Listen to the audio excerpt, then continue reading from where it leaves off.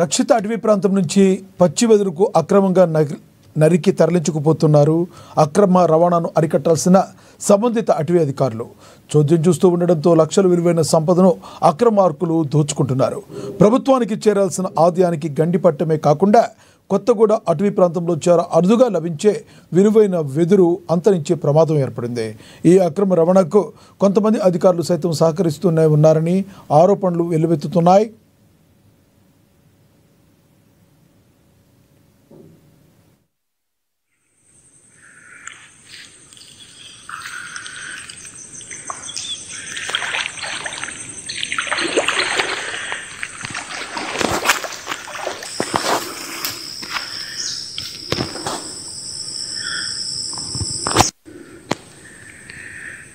జిల్లా కొత్తగూడ అటవీ రేంజ్ పరిధిలో అక్రమంగా వెదురు బొంగును నరికేసి అక్రమంగా రవాణా చేస్తున్న ఘటన స్థానికంగా కలకలం రేపింది.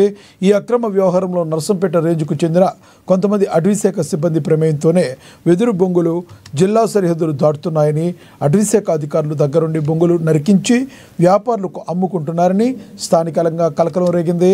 జిల్లా ఉన్నతాధికారుల ఆదేశాల మేరకు వాహనాన్ని అటవీ అధికారులు పట్టుకున్నప్పటికీ ఇప్పటి వరకు సంబంధిత అధికారులపై ఎటువంటి చర్యలు తీసుకోలేదని తెలుస్తుంది.